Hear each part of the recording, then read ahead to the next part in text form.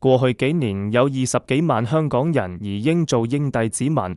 過咗幾年永居條件不斷變卦嘅日子後，今年初起陸續有人獲准永居，趕在英國政局大動盪前解決身份問題。不過佢哋獲得永居，亦象徵回流香港浪潮可能創新高，唔係嚇你，因為英國政壇風起雲湧，做首相唔夠2年嘅施紀賢因為激進勢力冒起而倉皇辭職。Every decision I've taken has been about putting the country I love first. That is why I will resign as leader of the Labour Party. I have spoken to His Majesty the King this morning to inform him of my decision.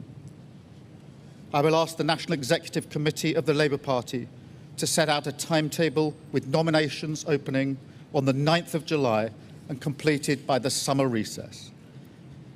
In the case of a contest, this will ensure a new leader is in place before Parliament returns in September. 施紀賢領導嘅工黨喺近月英國各地選舉大敗，對手英國改革黨喺英格蘭嘅選舉奪得超過1400個議席。估計呢個以激進路線快速成長嘅政黨將會取得全英26%得票。施紀賢喺黨內壓力下不得不辭職問責。不過即使工黨換人，英國嘅政治路線都會全面右轉，保護本土利益、仇視移民、以封閉政策應對惡劣經濟都係未來嘅必然發展。令移英族更擔心嘅係當地經濟差，青年尼德族人口已經升至過百萬。尼德族即係非就業、非在學及非接受培訓嘅三失人口。英國政治、經濟及就業環境都一團糟，移英社群又湧現走佬風。投資銀行瑞銀早前就估計，隨着移英族陸續獲得永居，估計有26,000人會回流香港。呢條數引起各方討論，有人指誇大，有人認為低估。但隨着英國改革黨喺英國政壇坐大，做首相唔夠2年嘅施紀賢亦要辭職落台。好多幾年前以子女教育及前途考慮而移英嘅家長都心淡，打算攞咗永居就再次移居。呢一刻佢哋考慮嘅唔係英國有民主自由，而係做英國二等公民風險大，揾食難。有分析認為，瑞銀估計只有約1成移英族回流香港係太保守，因為英國經濟及財政問題嘅炸彈未爆，而英國改革黨同另一個激進政黨復興英國黨嘅激進鬥法仲未開始。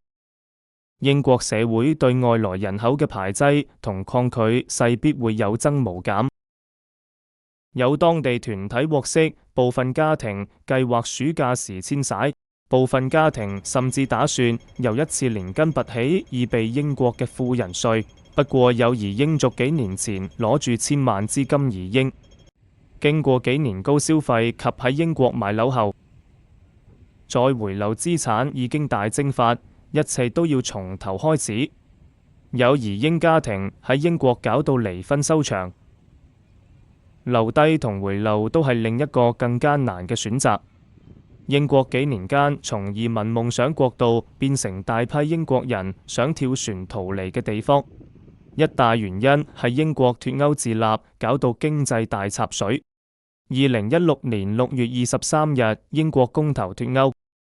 10年過去，美國史丹佛大學教授同英國央行進行嘅調查顯示，脫歐10年造成嘅英國經濟損失達6%。用 GDP 計算嘅話，就相當於人均 GDP 減少8%。每年臨近脫歐日，倫敦都有居民發起抗議示威，要求重新加入歐盟。今年示威規模係近年最大，有1000幾人參加。不過脫歐容易入歐難，歐盟亦唔會輕易接受會員國一陣要入一陣要走，所以英國經濟要走出泥沼，可謂困難重重。只係睇英國政圈墮入日本式政治文化，即2年換一次首相，已可知政經亂局難收拾。所以無論係英國人定英國移民都有好多怨氣。一指錯滿盤皆落索。歷史帶俾人嘅痛，往往要好長時間先能夠消化。